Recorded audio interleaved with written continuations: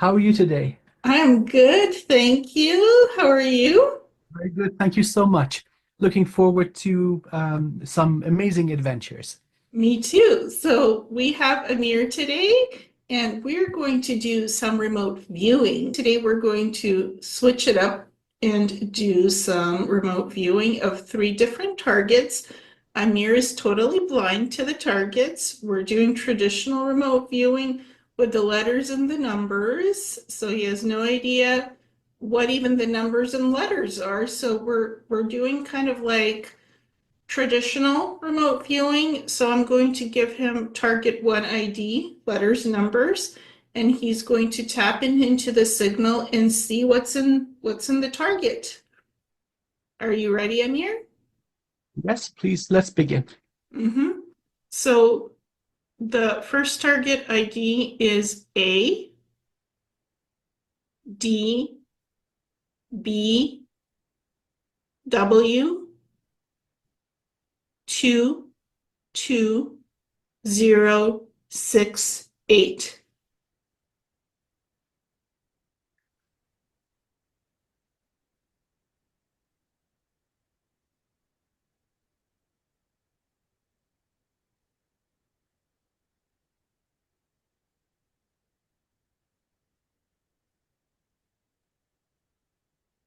Okay, first thing of significance popping out above all is in closer to the surface.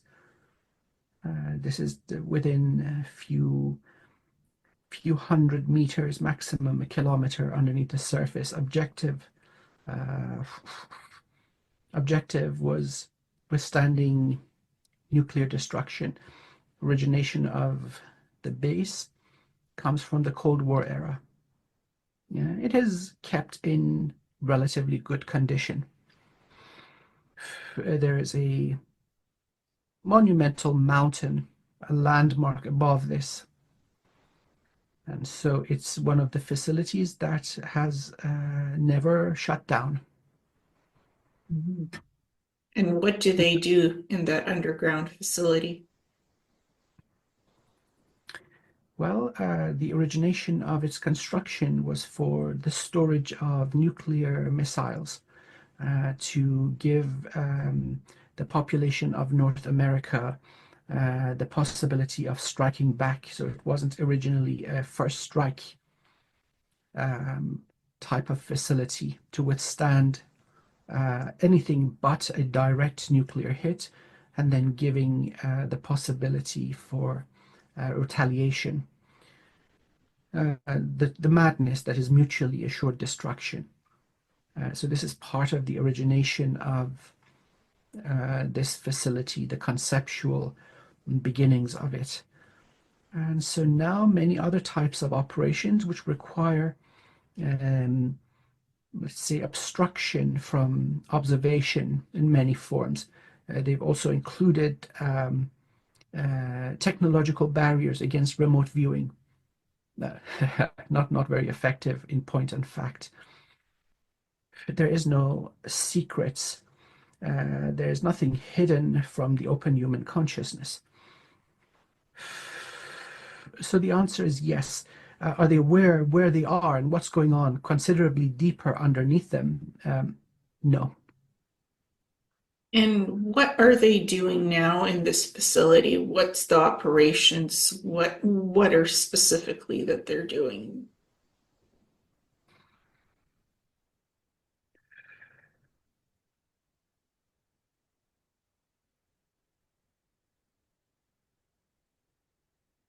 It seems to be relatively mundane.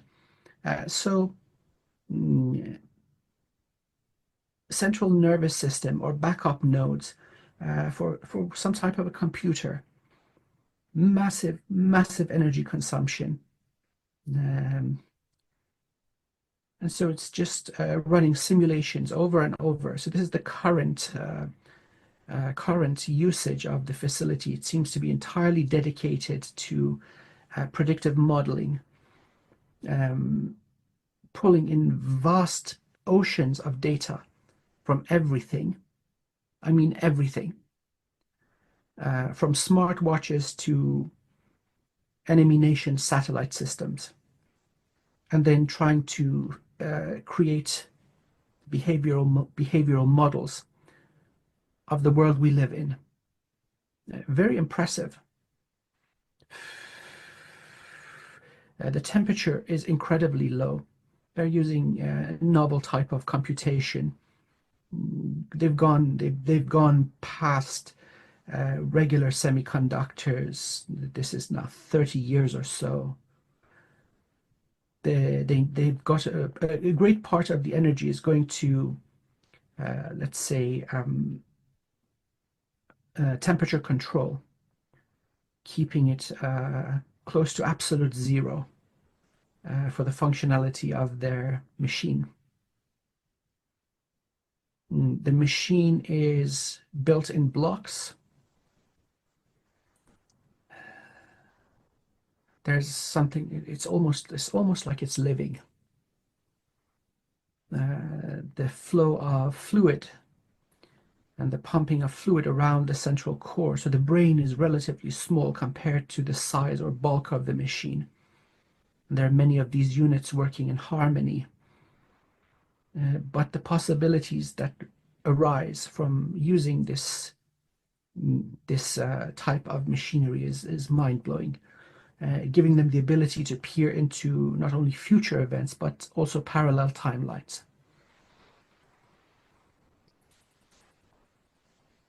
And do They've they come a have long way. and do they have any exotic technology, off-world, extraterrestrial, or humanoid technology that they've developed? Yes, let's see. Has it been originated within this location? Yes. Answer is yes. So please provide more questions. Let's dive deeper. What is this technology and how does it work?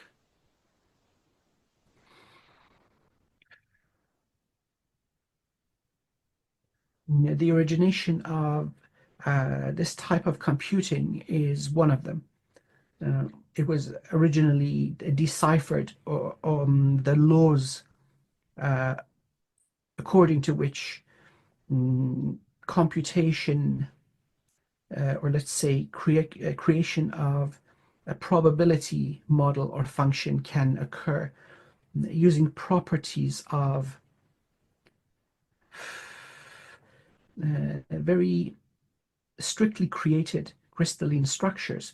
This was deciphered and understood within this facility. So it seems it's the brains of the operation. This particular facility now seems to be at the forefront of the human technology, although they have used whatever they could get their hands on. Rightfully so. Why reinvent the wheel if you have an operating wheel? So this seems to be one of them. Let's go into category medical technology. Yes. Reconstruction of soft tissue according to previously stored genetic patterns. They're able to recreate an energetic scaffolding and then print the soft tissue almost in perfection. The earlier versions of this now are already hitting the open market for public consumption. They've taken this to a whole different level. So printing of living tissue. Let's see. Military tech. Not within this facility. So advanced medical research and advanced sentient life. That would be an appropriate way to call this. It's no longer a machine. It's alive, and it is peaceful. So, what kind of medical technology beyond the printing of the tissue?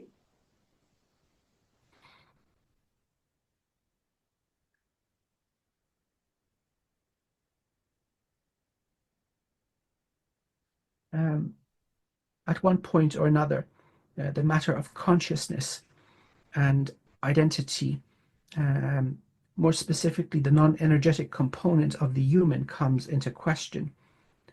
So all sorts of procedures in going all the way beyond repair, meaning cloning, not through growing, through printing. Growing is too messy, and it is beyond our capability at this moment. But this printing technology, this has yielded good results.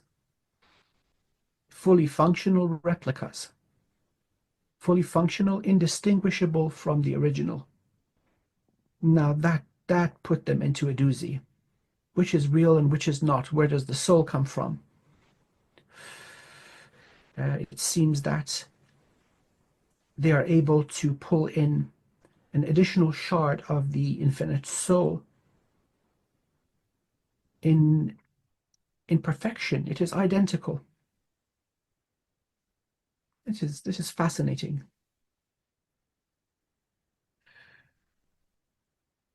So with the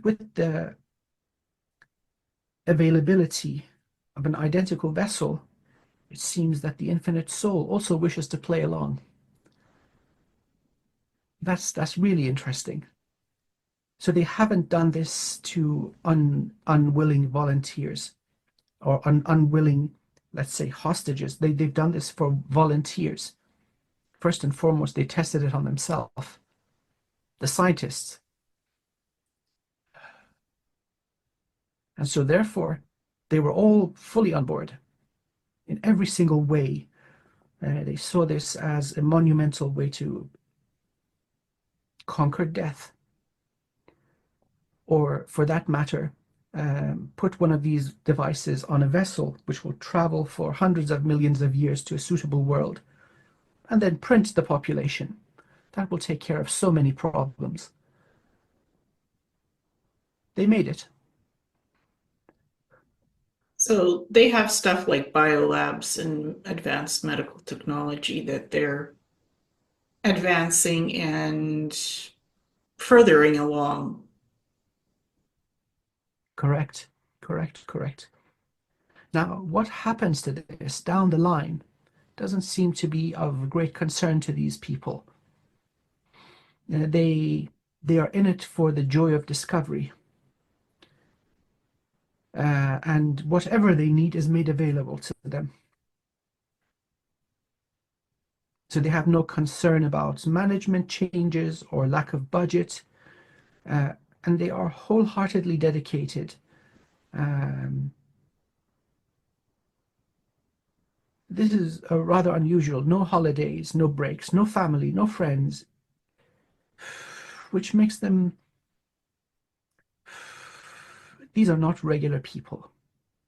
This level of dedication is abnormal. Let's dig into that now. That is probably the most interesting thing about this underground human base. Is it mind control? Oh, yes, mind control. Um, is it old school MK Ultra? Yes. Okay, these guys are broken. They're not regular human anymore. They're part of the machinery. So mind control is involved.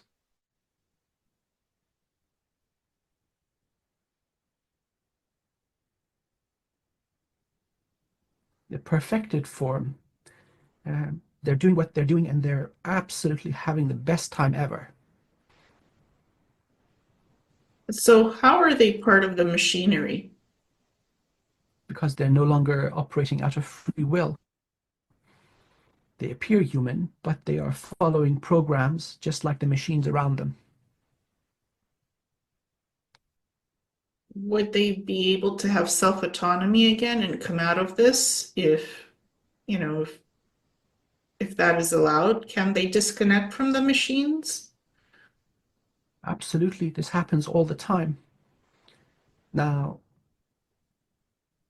the human vessel is not meant to operate at such capacity for prolonged periods of time. So there is a 100% burnout amongst these people. So part of the onboarding is going through the process of mind control. And that is part of the retirement package where the information is erased. This is not just done through suggestion or psychological approaches. The neural networks that contain information about these events are broken up. There is nothing. And so they are reintroduced into the population and they are well taken care of. They are given every opportunity to live the remainder of their life with dignity and good comfort. They take care of their people. So there is some free will choice once they finish the work to get out and just have everything erased, I guess, from them so they don't remember any of this work. Is that correct?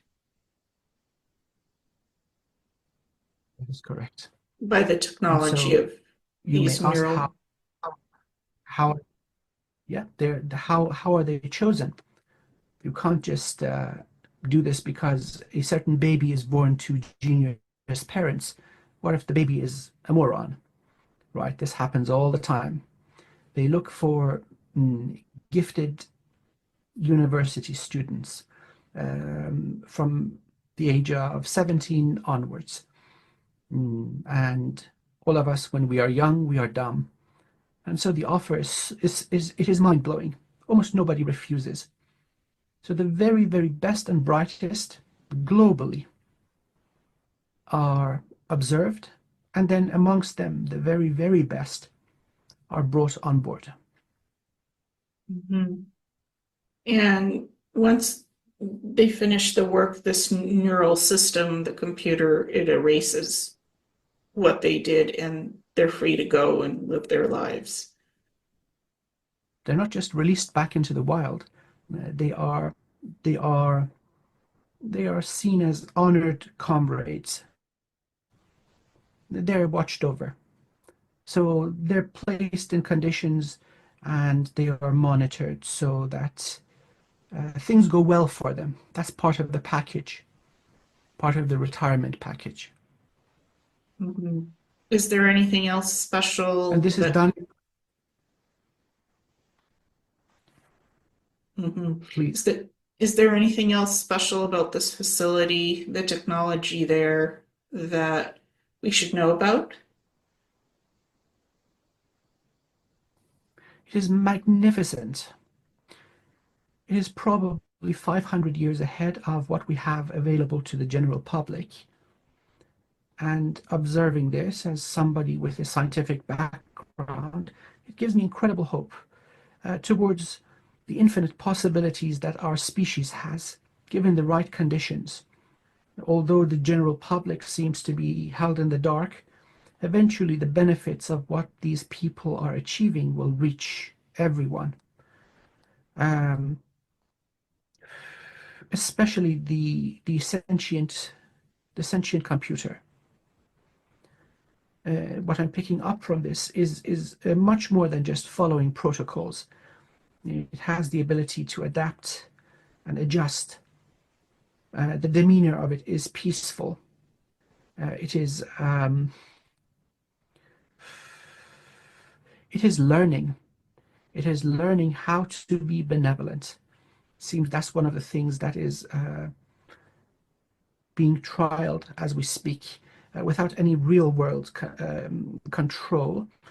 They're trying to teach something of this monumental ability, how not to go crazy, how to be benevolent. So the problem of can these systems potentially cause irreversible damage? This has been addressed decades ago. As certain pieces of technology became available, they were very, very aware. Some of these people were born during the last World War, very, very aware of the dark road that lies ahead of those with hatred in their heart. Much is said about such secret programs that they are all dark and evil, but so far from what I'm seeing from this sample of these organizations, it seems, at least in principle, they have kept morality very, very carefully.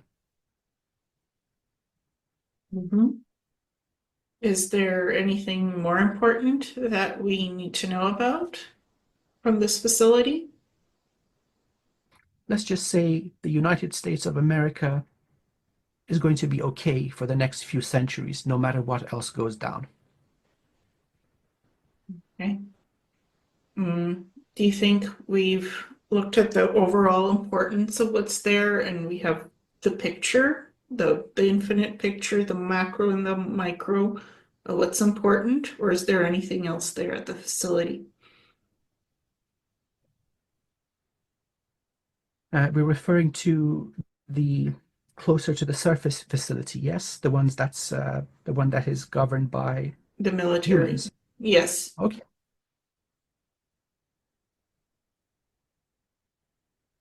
Well, with the best and brightest, with the availability of infinite funding that never dries out, no matter who is in office, and a very effective and carefully crafted system of operation, amazing things can be achieved. Um, this has been going on for decades now. The conception of this is not so beautiful. They learned quite a lot from German scientists that were brought over after the end of the World War. But it seems at that time the voice of reason prevailed. Now, despite the weaknesses and shortcomings of the political system, it seems those who truly know what's going on, they're far more careful. They get a lot of bad press, but so far what I've seen, they're running a clean operation. Mhm. Mm. Okay, that's very interesting. And I think, do you think we've taken a look at everything important there that we need to see in that human-run facility? Or is there more? Is there something else that when you have a look around in there that we should know about? Many, many sub-levels, elevator system, old concrete. They figured out how to reinforce the old stuff because there's a lifespan to old concrete. They've injected it with some sort of polymer, which has seeped into the porous material of the original concrete, making it, this is very cool, for all intents and purposes, indestructible. Cool. Central shaft, again, this is for the original purpose of the facility. And so still exists in place. Storehouses, massive, massive silos, um, regular offices, regular, let's say, the bureaucratic purpose, but the heart of the facility is the scientific work that's being done. Um, very vibrant, very buzzing, very, very strict compartmentalization. Almost nobody knows anything. Very interesting. So one could spend their entire military career guarding a door. Oh my God, that's not very good. Polishing and shining their shoes and this pristine uniform. They look sharp, as in they are taking pride in what they do. They're no jarheads. No, no, no. Everybody in this facility is carefully selected. And yet the poor chap is, yeah, for like 15 years, that's his job, just standing by the door, pressing the button. Oy, oy, oy. So that goes on too. But they take pride in it. They know they're doing something very, very special. That's all they're told and they accept. It's not far from the truth either. Mhm. So do you feel we've completed the overall look of what's important here? Yes. If you have any further specific questions, we can dive into it. But it seems we've described the whole thing. It's not this evil satanic operation with lots of human parts hanging around and sounds of screaming and murder. No, no, no. It's run like a high-tech, modern, scientific, and military facility. Everything is clean, well maintained, including the people. They are fed well. And although it's subterranean, they've even taken into account the correct frequency of light that the human body requires to maintain their optimal health. This is run really well, considerably better than any other, let's say, branch of government. Mhm. Do they have something called the holographic medical pods where they could just cure any disease, make any medicine, organic, synthetic? Do they have they developed something like that? Absolutely, absolutely. So imaging for diagnosis, and also projection of, let's say, suitable candidate replacement structures. This is all available.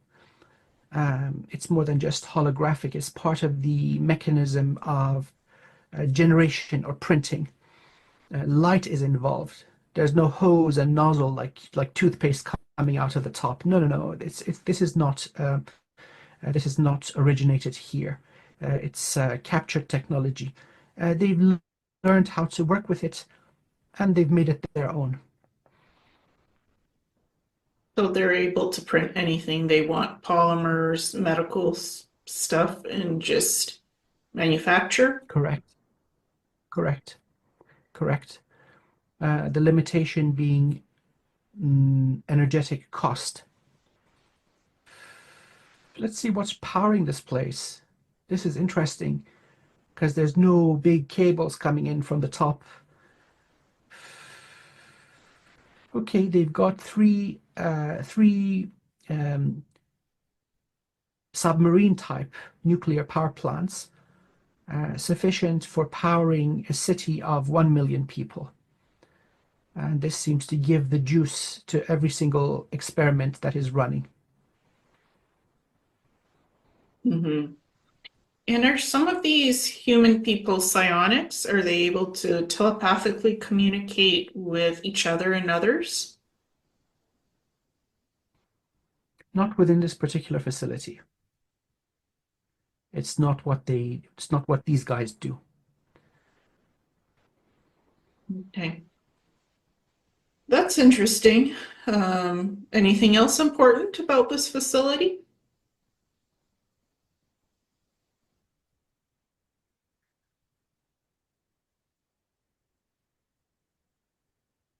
It is highly coveted among other branches of, of let's say, hidden sources of power, again, human based.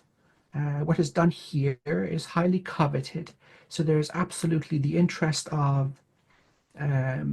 for theft of intellectual property, also interest in the personnel themselves. Anything and everything is of interest. So there's a great desire. So the existence of this, the location of this, and a large part of what is actually done is known to many. It's a loosely and badly kept secret. And so there are frequent attempts at penetrating let's say, the secrecy and the information, the equipment, the people, but such is the nature of such operations. This is ongoing. It has been going on since the very beginning, and it's not going to stop anytime soon. Mm. So let's see if everybody is entirely happy. No. The unhappy ones, are they there meant to be there? Yes. What is their problem? Is it financial? Kind of. This is strange now. Again, so I'm not now, I'm just disconnecting from this site. Okay, coming back to here and now. The greatest security risk is always people. The machines, the software, they do their job, and somebody gets drunk and runs their mouth, and there you go, you've got a security risk. It seems of that kind of nature. Some of them have gotten into trouble, and these aren't the scientists that are just so tightly twisted up or just bound up through mechanisms of mind control. No, it's regular, let's say, bureaucratic staff, maintenance staff. Somehow they found out something and they want to benefit from it. It's not like they are in grave danger either. No, regular human, the regular human condition. Mm-hmm. Well, fascinating. Interesting place.